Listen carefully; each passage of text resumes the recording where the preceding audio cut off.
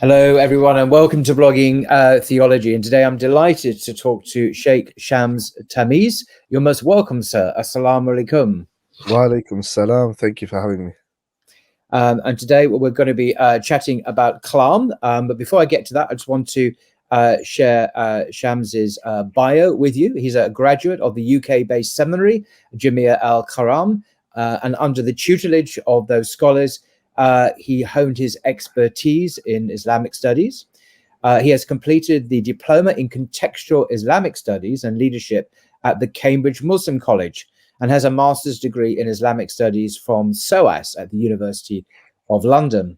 He's also pursued advanced studies at the Abu Hanifa Institute in Istanbul and graduated from the four-year ICAN program at the Sultan Ahmed Madrasa in Istanbul, specializing in the rational sciences. And his journey has also led him to Tarim in Yemen, where he studied at the Dar al-Mustafa. And he's been honored with special licenses and ijazas in the Bandi Yalvi tradition, forgive my pronunciation, from his teachers. But currently, he is engaged in doctoral research at the Ibn Khaldun University, focusing on Islamic philosophical theology. And today, Shams will be discussing the importance of Kalam, or as it might be defined, the philosophical study of Islamic theology. And this tradition has always been controversial amongst many Muslims, as we can see, for example, in Ibn Taymiyyah's critique of Kalam. So this is going to be more of a conversation than a lecture, hopefully. But I would like to begin, if I may, by asking exactly what is Kalam and also why it has generated and still generates such controversy. Bismillah ar-Rahman ar-Rahim. Hamidan wa musalliyan amma ba'd. Again, thank you very much for having me and your kind words. Allah bless you and all of your good work. I think that's a great point to start with, because I think once you define something and people understand better what it actually is, then sort of the debates can somehow become a little bit more calmer. But in a nutshell, as you said, Kalam is philosophical theology. It really is, at the basis, it's Aqidah. And I know we had this conversation before. And so I do want to make a slight distinction here for the audience, which is that Aqidah is basically doctrine. It's essentially the fundamentals of your religion that you believe in, that everyone pretty much agrees upon in terms of the Sunni tradition. So, for example, the Creed of Imam al-Tahawi is a great example. That's doctrine right there. However, as we know historically, some of these doctrinal points were challenged. And so the first emergence, really proper emergence of a school, were the Mu'tazila. Now, this doesn't mean, of course, that there wasn't philosophical endeavor before that. That would be completely inaccurate to say that. We have very early discussions of creed related to predestination, free will, does God, is the sinner of a major sin a disbeliever, etc. These were all there before, essentially, the Mu'tazila. But the Mu'tazila are a school, and that's what made them distinct. So when we look at dexographical works today, we sort of look at, there was thousands of these schools, but really sometimes it was just one person with one idea, and they became a sect. That's not really the case. It was just one person with an idea. But the Mu'tazila were a proper school with a system and a process of study and a curriculum. And so they became the first mutakallimun. Mutakallimun meaning the scholars of Kalam. Right. Sometimes Kalam is translated as discursive theology. Sometimes it's translated as philosophical theology. Sometimes it's translated as rational theology. The point is, they were the first people that employed rational argumentation to explain Islamic doctrine. That's, in a nutshell, what Kalam really is all about. That's the basic project. The problem, however, with the Mu'tazila was that they gave such a precedence, perhaps, to their paradigm of rationale or rational thinking, that at times, in very significant ways, it truly did contradict the Quran and the Sunnah, which are the basis of Islamic law.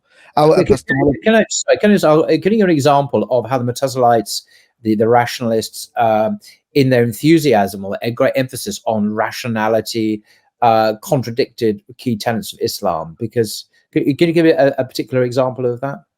Sure. I mean, one example for the Quran, Allah is qadir ala kulli shay. He has omnipotence. He is all powerful. He could do what he wants. He's not bound by circumstance or creation in any way.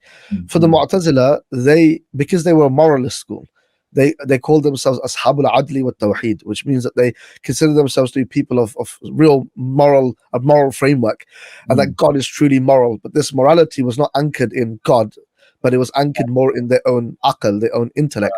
Right. So they would say things like, it is wajib, meaning necessary, for God to reward the obedient and punish the disobedient. That's a great example of one of the things that they said. So for them, it was now necessary. God cannot not do that. Now that's a big problem. So God has been held to a standard, a criteria that is outside of himself, so to speak, or even above himself, and he is obliged or is necessary for God to obey in a way or adhere to this standard, this criteria, which obviously is quite shocking Islamically, given what we know from the Quran. Exactly, and that's the point. It was shocking. Also, for example, the Quran being makhluk, and the reason why they said that, meaning what, created. Yeah, forgive me. Right. Created. For example, they call themselves Ashabul Adli wa Tawheed. So the adl bit we get now because they were moralist. The tawheed bit comes from their negation of God's attributes. Now that doesn't mean that they don't believe that God is powerful and God is, doing or creating or whatever it may be. It means that they do not consider God to have actual attributes, that these are actual attributes for God. Rather, they are perspectives, what we call i'tibarat. They're just perspectives. I could be a son, a father, a brother, an uncle, a neighbor. I mean, these are not attributes per se. They're perspectives of my one essence. So they didn't consider God to actually have attributes, only perspectives. So for that reason, God doesn't have kalam as a sifa, as an attribute. So the mushaf that you have, the physical copy of the Quran that you have, for them, obviously they would say it's makhluk because it's printed, it's all written, and it comes in letters. Yeah, so just to translate the Greek, the Freudian slip, the Arabic words there. So the emphasis on the createdness of the Quran, which in contrast to Sunni beliefs, which is the Quran is the actual speech of God, and is in some sense not created. Exactly. So we would affirm for God the attribute, but they don't affirm that attribute. So now really when people look back historically and they think, well, why were they having this debate? No, but this debate was rooted in a principle in their school, which is that they were mu'attila, which means that they denied God's attributes from the very onset. Is it? I mean, obviously I'm a layman here.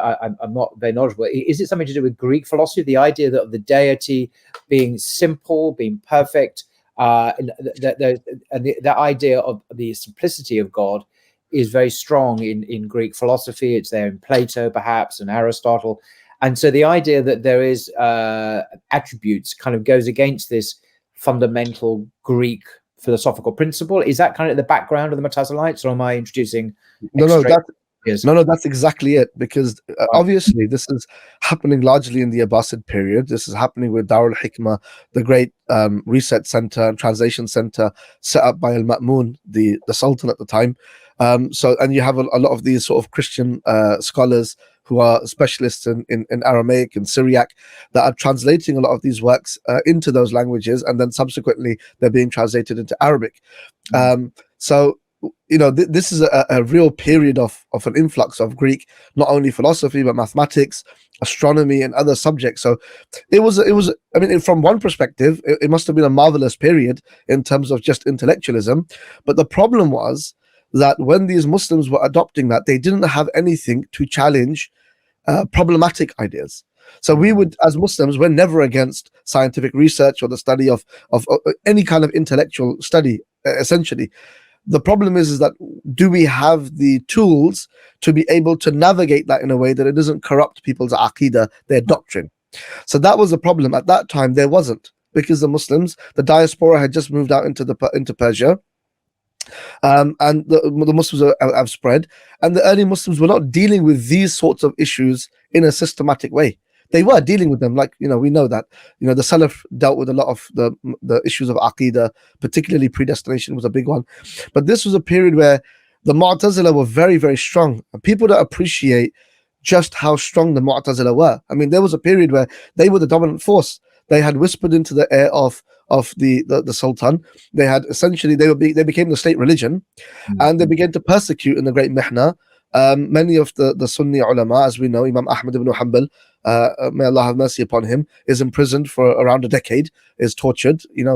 So and this, by the way, is one of the few examples in the entire Islamic history where persecution of dissenting ideas really took place. yes. In the Christian world, to give the obvious parallel, persecution of dissenting ideas was very common, with the Inquisition famously, very frequent throughout Christian history. As soon as Christians got power, they started persecuting others, whether it be other Christians or Jews and so on. But in Islam, that wasn't really the case. And this is one of the great exceptions. Thus, it's so noteworthy when the state, in the name of Islam, did persecute. You mentioned the eponymous founder of the madhab, people, great Islamic scholars, Hanbali, who was persecuted simply for upholding the belief that the Quran was the speech of God and uncreated, I think. Yep, that's exactly it. And you're very right, because I mean, we've got huge history in Andalusia of the Mughals, the Ottomans.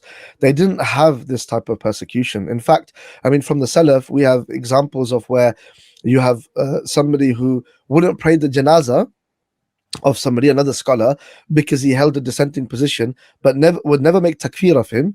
The only reason why they wouldn't pray is to highlight their unhappiness, so to speak, with their position. But there was no persecution. I mean, to that level of dissent, that they disagree to that level, but there was no concept of persecution. So this was a unique period. So I think this is going to be important for when we talk about Sunni Kalam. You have to understand the backdrop, the context in which Kalam comes about, the sort of need for it. Because the Mu'tazila were very, very strong. They were extremely influential. Forgive me, you have to understand as well, some of the earliest Hanafi Usuli scholars were Mu'tazila. So these are not just figures that you can do away with. And I wrote a paper, it's somewhere on the internet, about the early Usuli scholars of the Hanafi school. Maybe not Abu Hanifa himself, the founder. No, of course not. Hasha. I just wanted to clarify that. No. Of course not. Not Abu Hanifa, not Imam Muhammad, not Qadi Abu Yusuf or Azufar or any of those sorts of people. But I mean, there are names. I'll put them in the article. I don't want to go into that now.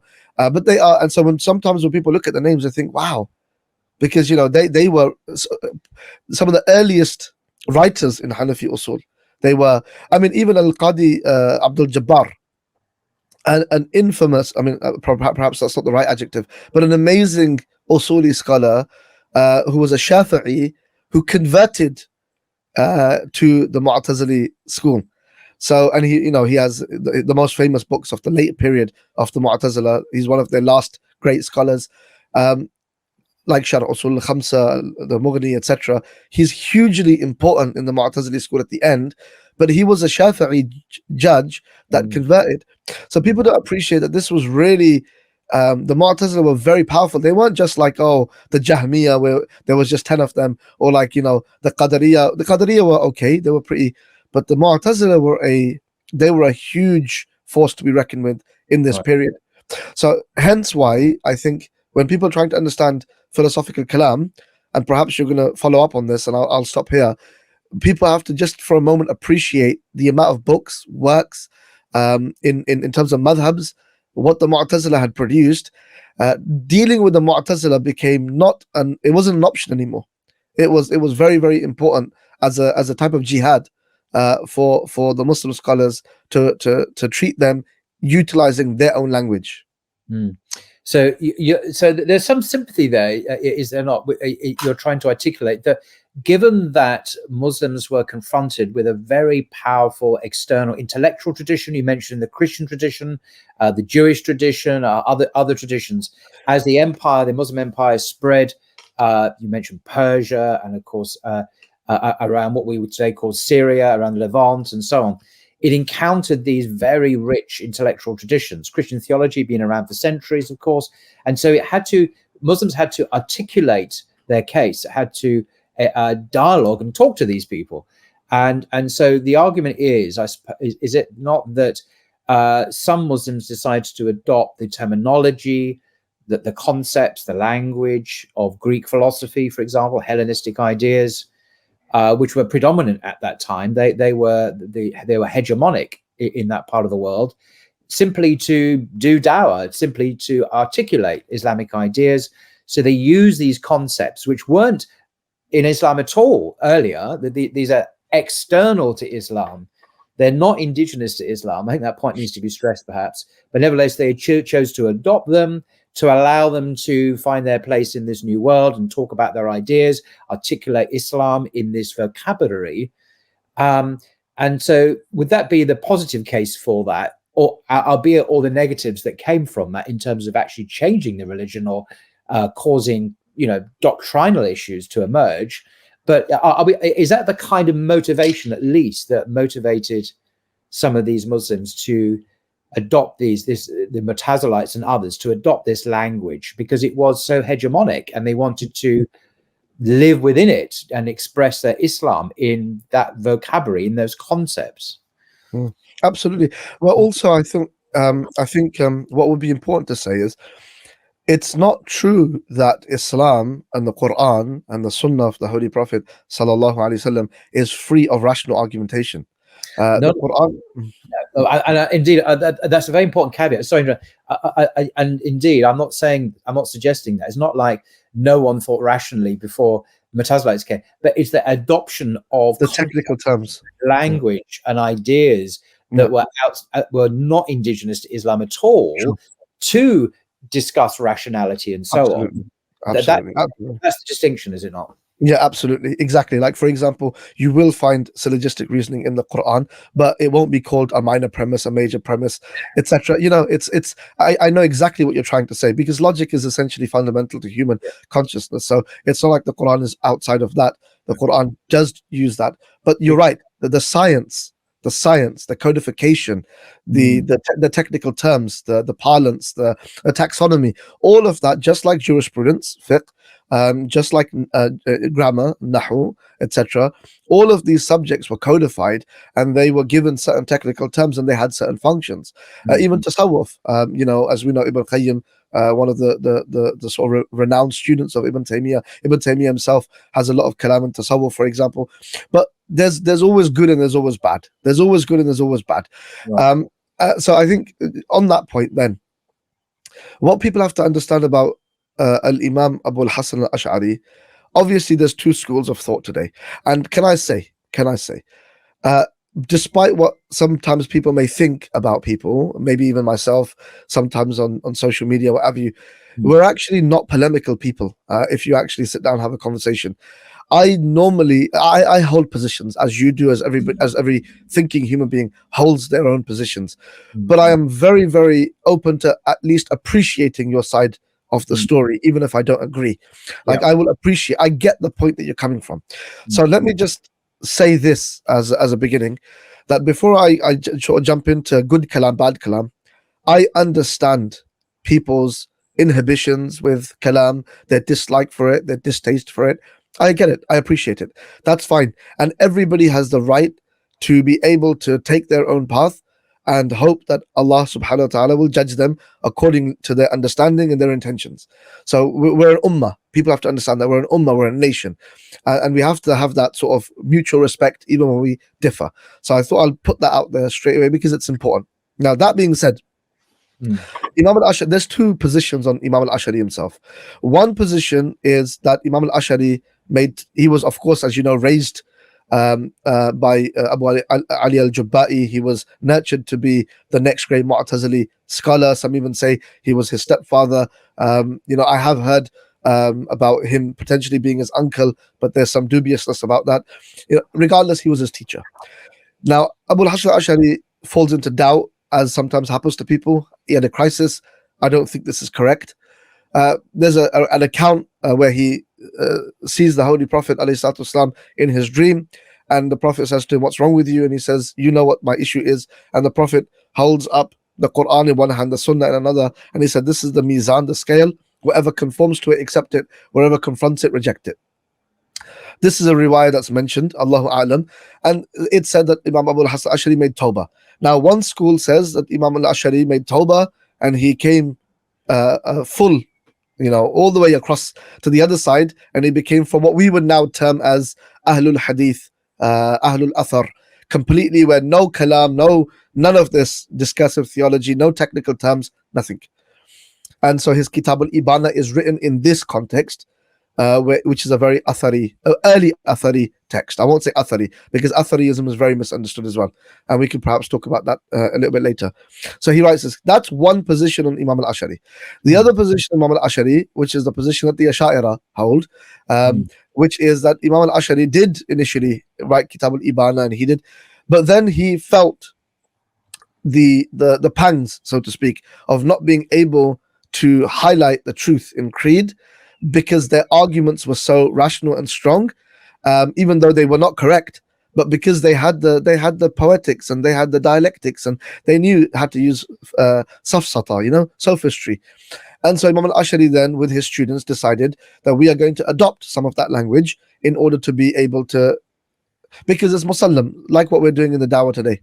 So that's Imam al-Ash'ari from the second school. So I'm just leaving it out there. Not to create a fight perhaps in your comment section. So that's that.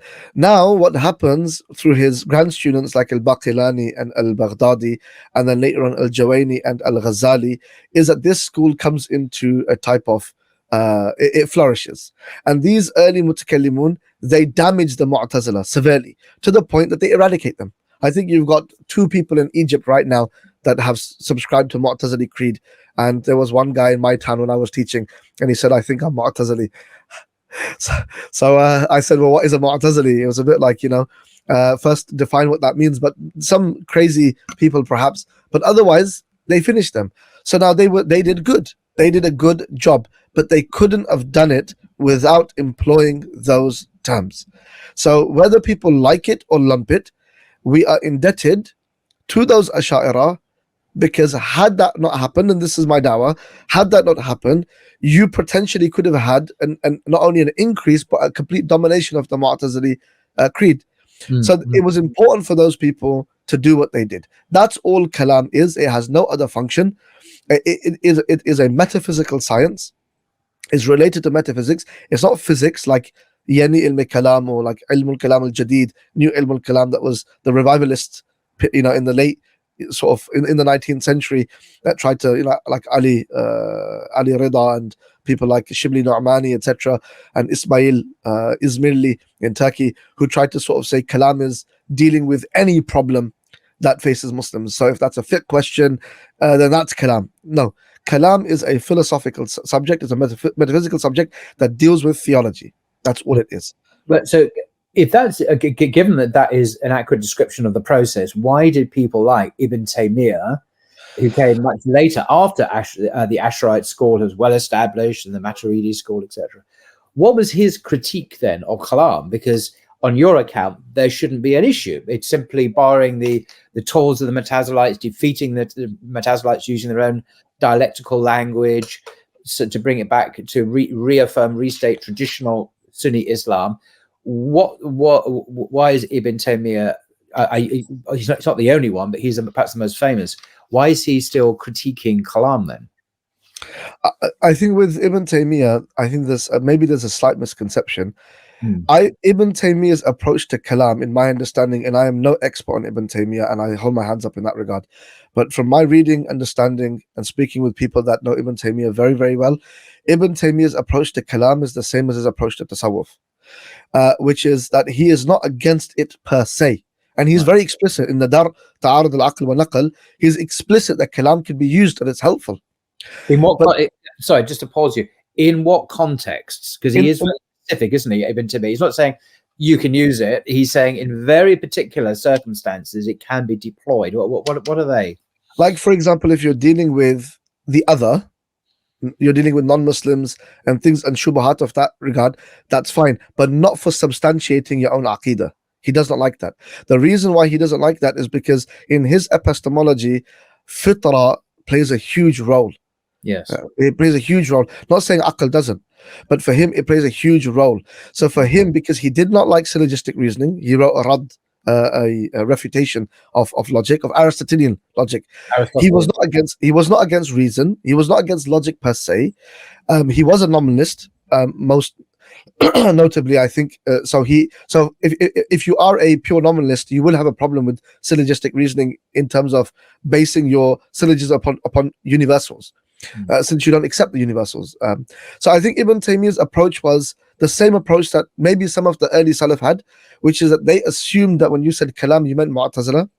And so they were very upset with that. So that was the language, that was the urf, the custom. With Ibn Taymiyyah, he did not like the Ash'ara. He did not like the Ash'ara. And in particular, he did not like Ar-Razi, right?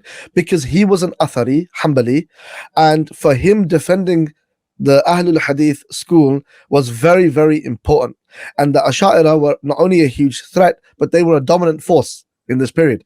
Particularly his main interlocutor, even though he was not there, was Imam Al-Razi. Now, Imam Al-Razi is a heavyweight. He's a giant intellectually. And so for Ibn Taymiyyah, that was the main. If I can get him, then I can crumble the Ash'ari school. And he was, whether you like his views or don't like his views, I don't agree with many of his positions in Aqidah personally. I don't subscribe to so many of the things, or many of the things that he may have said, but you can't deny his genius intellect and the fact that he was a hugely important scholar in his period. Sometimes people try to downplay that. That's not true. He wouldn't have been arrested and ruffled so many feathers had he not been so important. But what he did was, he was like Ibn Hamdan and others who were actually writing in a Kalam style sometimes, but he was like 2.0 because he produced some huge philosophical writings. So this idea that people say Ibn Taymiyyah was not involved in Kalam, what is Kalam? Kalam is theology. Ibn Taymiyyah was not only a jurist, but he was a theologian. But he was using almost the same Kalam ideas or tactics to defend Atharism by just highlighting how much he disagreed with the outcomes of the positions of the Ash'ara. And so he went for their principles to try and damage or destroy the school entirely. That's very dialectical, that's very polemical, that's very theological, that's very Kalam, right? That is very Kalam. So I think what people have to understand is, if you take his concept of fitrah away, and he was utilizing the aql as the placement of knowledge, as the Ash'ara are, then perhaps he wouldn't have been so harsh towards Kalam. But because he was Athari, and he wanted to highlight that reason has that there is no contradiction between reason and revelation, then for him the fitrah became very important, which is a very Sufi position to hold as well, which is the position of the fitrah as being your main source of epistemology. So I think if you take the fitrah concept away, maybe he would not have done or said or wrote what he wrote about the Kalam scholars, but because he had the fitrah to rely upon, he doesn't need all of that reasoning in that same way to establish his own aqidah, since he has the fitrah for it. Very interesting. I just want to ask now if we can bring the conversation up to date to the contemporary context. How do you see the role of Kalam in today's world, its applicability, its role? I'm thinking particularly regarding some of the major challenges facing the Ummah, not just economically and military, but intellectually, ideologically, from secular liberalism. The hegemony today is obviously from the West at the moment, with the dominance of secularism and liberalism, which is assumed will become the universal norm for all of mankind. This is how the West see it. They just see it as a natural default position, which of course is preposterous given what we know about the origins of secular liberalism within Europe, a very particular set of historical circumstances and challenges that liberalism was created to answer. Christians killing each other mainly, and the problematic nature of religion in Europe and then in America, of course. But how can Kalam articulate itself and effectively operate in today's world, given these extraordinary challenges the Ummah faces? Subhanallah, it's such an important question. Let me begin it by saying that, and I say this a lot, Kalam is a paradigm of thinking. It's a thought process. It's a way that you view the world. Secular liberalism is also a way in which you view the world. What Kalam affords, and I am no salesman for Kalam. I really am not. I mean, sometimes people think it. I always say to people that my passion and love is actually in hadith, right? But it's something that you find yourself falling into. It's a bit how you fall into a job. It's so important. I consider it like it's like protecting the boundaries of Islam, and this is the same thing intellectually. People have to appreciate that. So the first thing about Kalam is that it gives you a paradigm of viewing the world. For example, just one example, you mentioned liberalism. There was an interview with Wael al-Halaq, and so Wael al-Halaq says to the interviewer, can you think of a definition for human sort of liberty, outside of the one that was given to you? And it's not even probably the initial liberalism of John Locke, which seemed to be far more inclusive. This is something very different, right? So he said, can you give me and he couldn't give him a definition. And he says, so that's really interesting, isn't it? Because you're free, but you're not able to actually produce a definition even of a different type of freedom, a different type of liberty. So I think we have to start right there, which is we've adopted this through schooling, through all of the sort of television that we consumed, the music that we consumed, all of that sort of stuff. So I think with Kalam, it's about a process, firstly, of unlearning. And then it's about learning the Islamic paradigm. How do I view the world as a Muslim? So for example, just one example, let's take moral ontology. Within the Sunni Kalam tradition, at-tahsin wa taqbih, the idea of moral ontology, good and evil, divine command theory, is really, really important. And this is across the board, whether you're Ahlul Hadith or whatever is that we are divine command theorists, which means that, of course, the intellect can know a lot, but ultimately your moral obligation to do or not to do is going to be based upon revelation. It's going to be based upon which you will interpret it and understand through reason for sure, but it's actually revelation. That allows Muslims to have a moral anchor.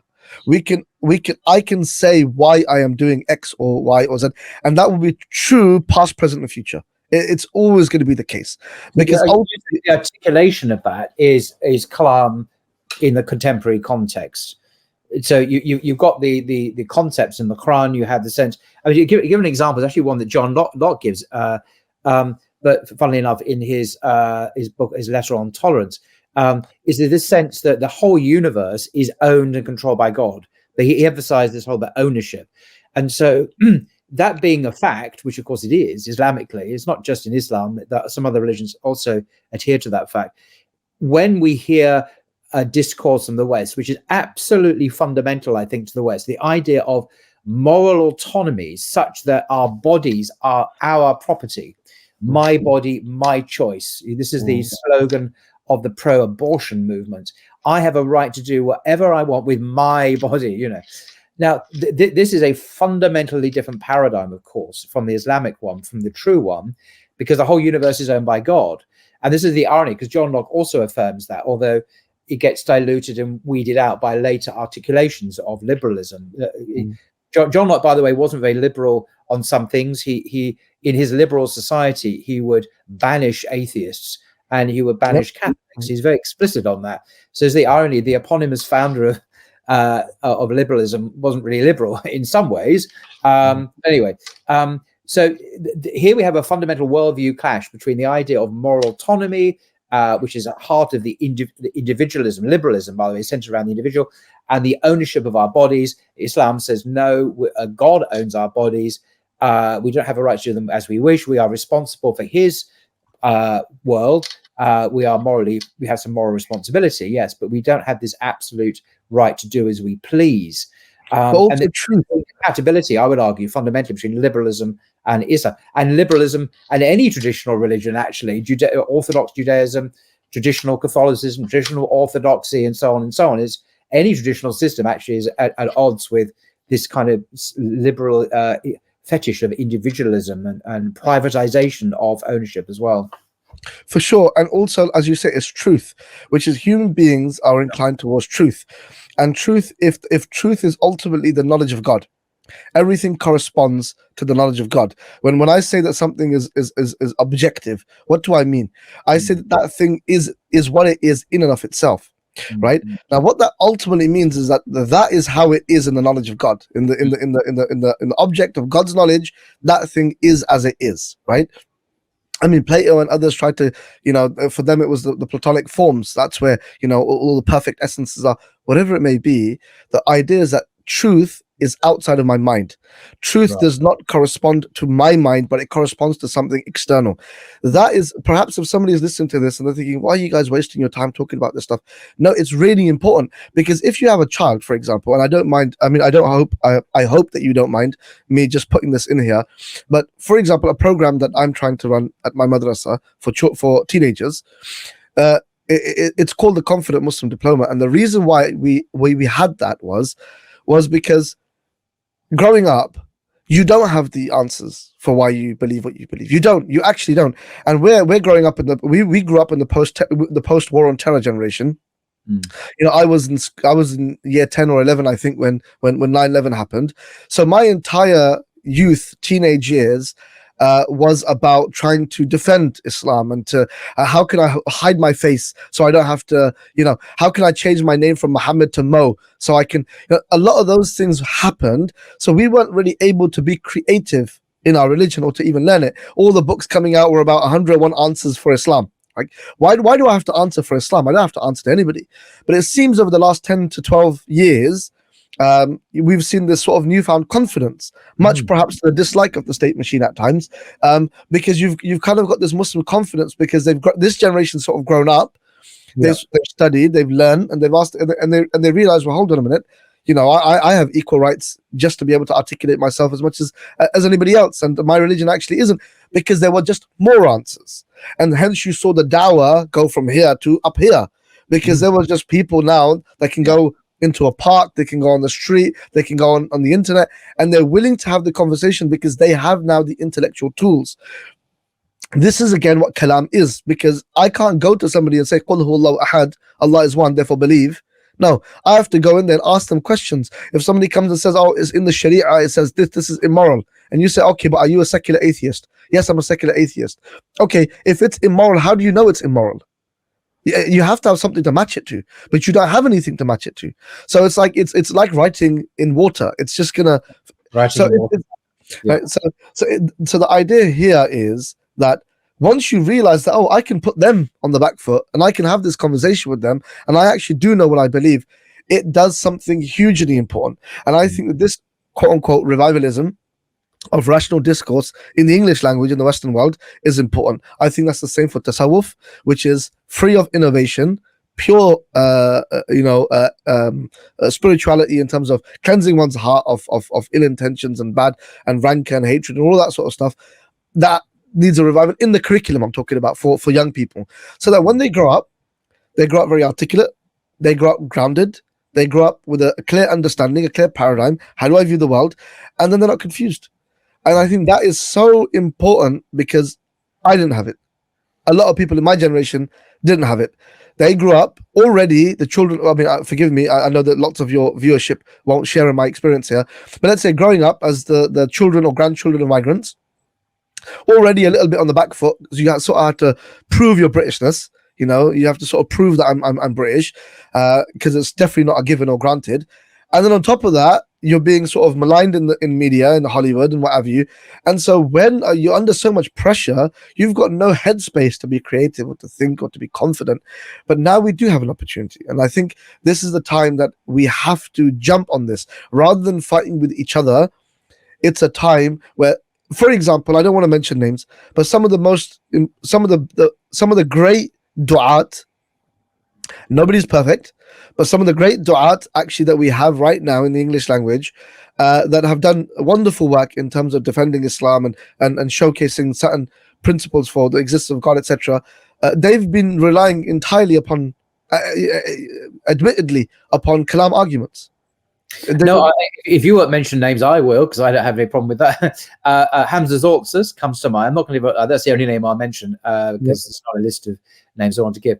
But he was, in my view, matured incredibly well over the years, and a much more sophisticated, nuanced position, and his understanding of the personal dynamics of dawah is very, very good. So it's not about winning arguments and trashing your opponent, which is the speaker's corner way of doing it. And I plead guilty there, of course, as well in the past.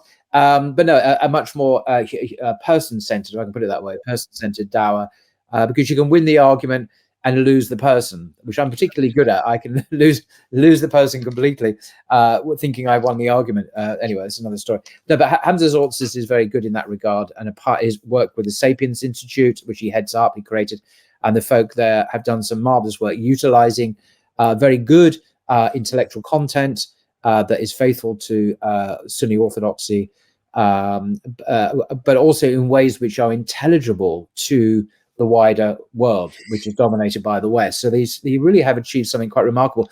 And I've learned, unfortunately, through talking to people from other countries, from Italy recently, there's a beautiful sister who is an academic in Italy who's a revert. This doesn't exist in Italy, for example.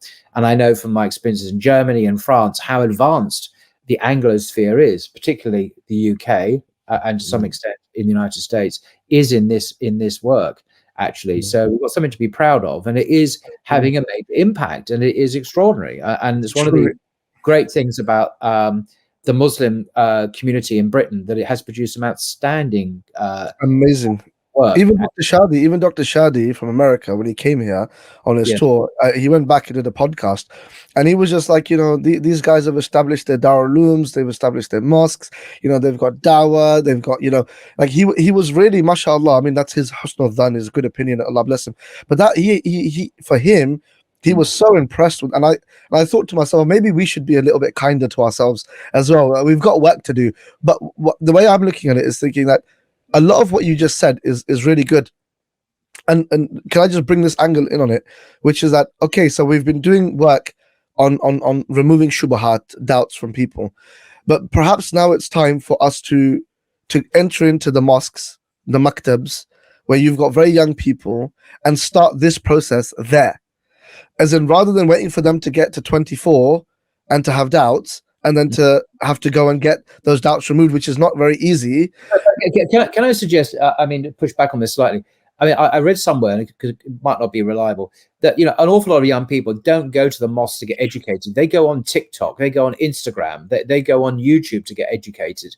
They don't go to the mosque to learn about Islam. They go on TikTok. They hear Hamza Zortzis. They hear some really good guys at Speaker's Corner, having just trashed the place. There are some really good guys there, also doing excellent dawah, and their stuff is translated into Arabic and Malay and whatever, with a global reach, even though it's a tiny little park here in Hyde Park down the road from where I am now. So they are focus on the mosque, although entirely right. That's not. I'm not saying focus. I'm not saying focus. That's happening, and that's amazing, and that has to continue, and that's good, and we all need to do it and support it. I'm not saying I'm talking about, for example, kids in the UK go to the mosque to learn the Quran anyway. They're always going to go to the mosque. I mean, you got some that are studying with people online, but generally speaking, you still got up and down the country huge maktabs with waiting lists, because parents do want communities for their kids. They do want them. London is a little bit unique in that regard, but for the most part, people do want communities. And so most of us grow up in communities. What I'm saying is that is a really important opportunity, along with all of the wonderful stuff that you're saying that alhamdulillah people are doing, and may Allah put barakah in it. But those kids are impressionable. They're very young. And so when they're coming in, I've worked in these maktabs. So you've got 30, 40, 50, sometimes hundreds of children in these maktabs, right? That's a really good opportunity, because they are going to be the basis of your community. Wherever you're going to physically be, they're going to be the base of the community. What you want is to have lots of those mini du'at, not mini du'at, because they understood a paradigm. Now, obviously, somebody could push back on this and say, well, you don't need kalam for it. You just need. I'm saying that is kalam. You just don't call it kalam. It's the same thing. Don't call it kalam. Who cares? Who cares what name you give it? But the idea is that they have to have a rational based understanding of their creed, and a clear paradigm to understand their moral ontology, and their epistemology has to be clear. They have no doubts what mutawatir is, why the Quran. I had a kid come up to me and say to me, how do I know that the Quran is actually from the Prophet? Like, how do I know? Like, you say that the Bible's been changed. How do I not know? And so I used Chinese whispers to explain. We did this 5 perfect proofs course that we did. I used Chinese whispers to explain the difference between a lone report and a mutawatir report. And I thought to myself, well, maybe we should be doing this up and down the country in all of the makatib, so that they're very, very clear on those principles. That's all I mean with it. And I think that a lot of people And I think the biggest problem with a lot of my generation parents is that they assume that the cultural things that protected them from perhaps falling into apostasy or deep doubt are going to be there for their children, which they're not. They're just not going to be there. You, me, for example, would never have questioned certain things as a child.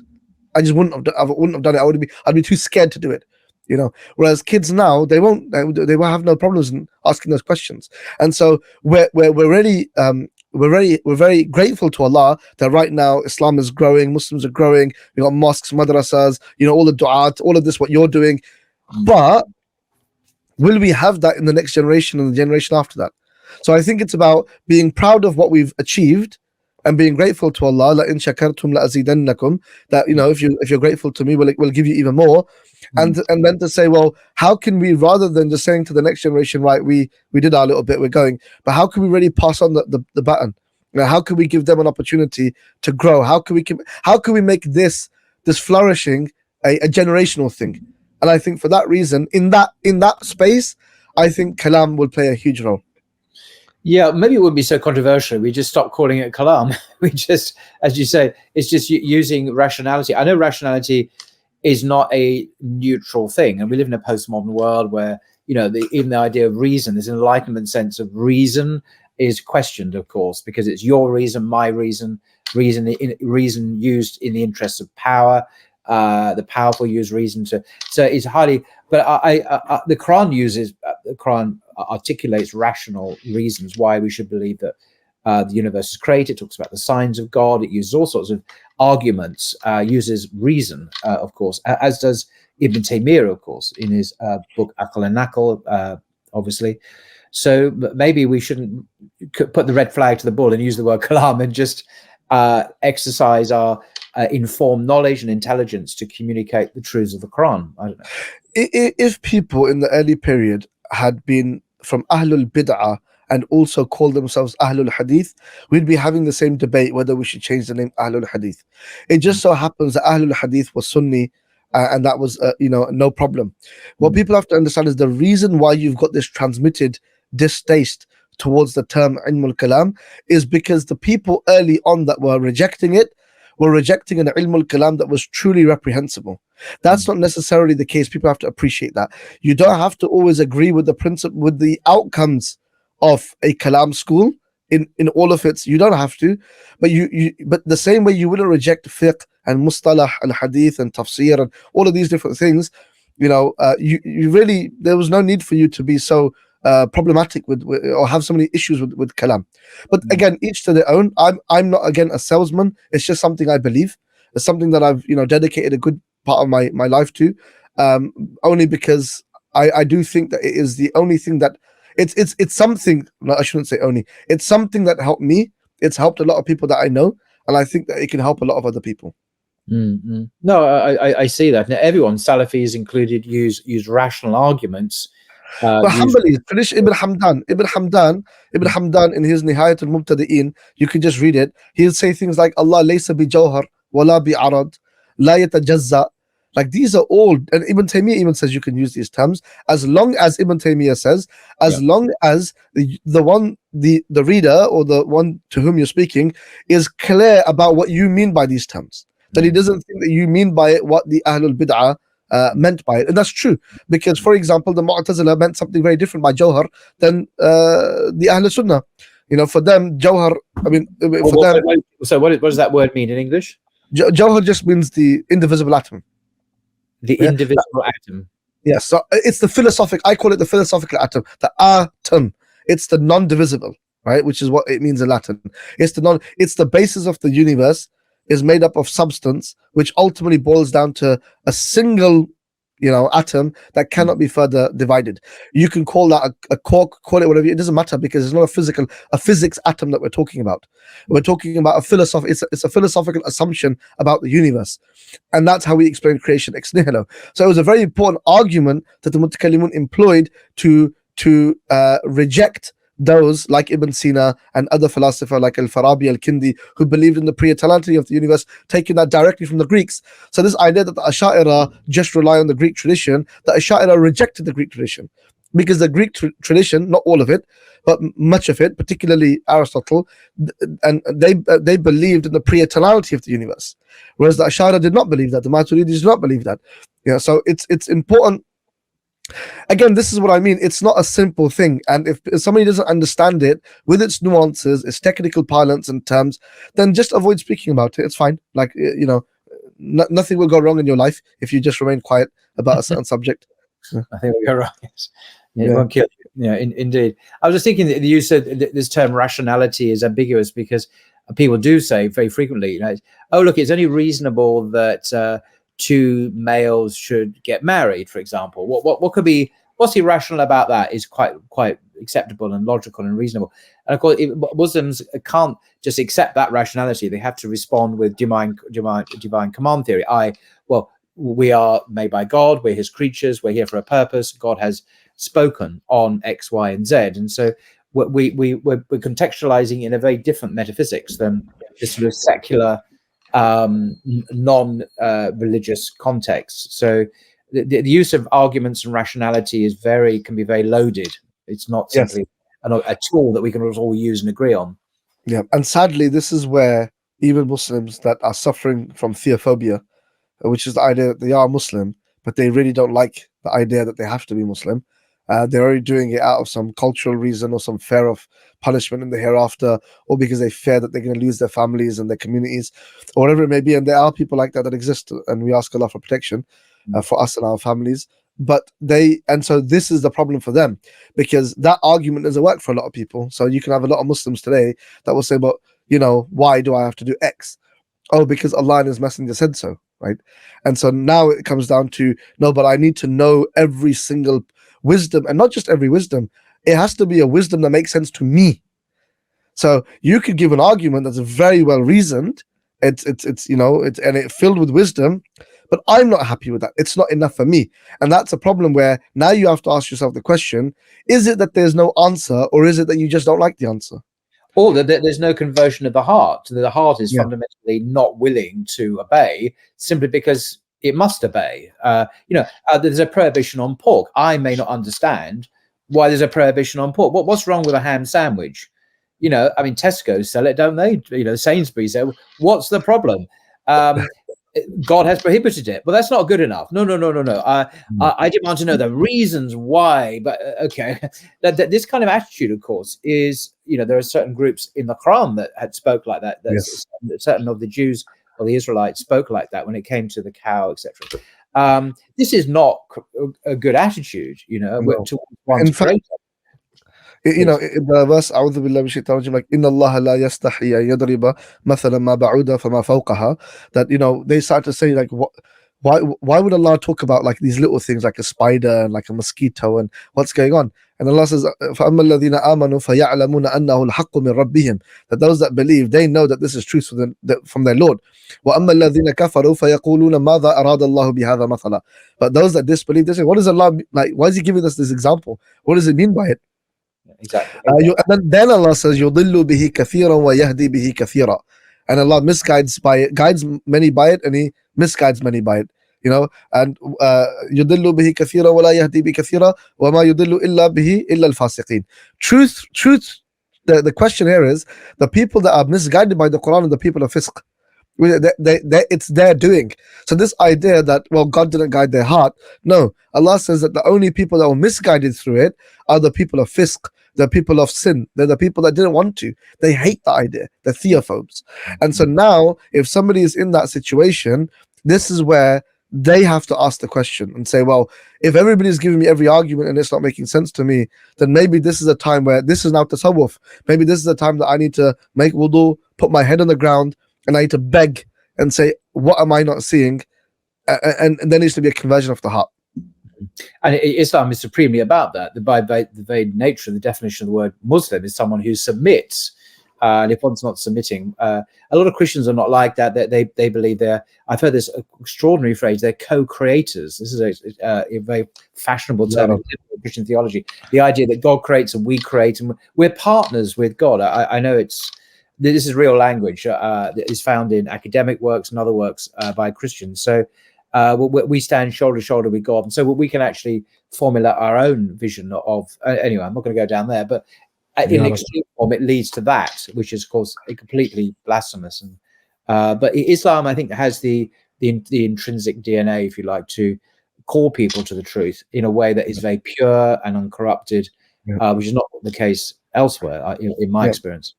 And sorry, do you mind, just as one point, that I am not trying to judge people and mock in any way their tribulation, and because I don't want to be in that tribulation.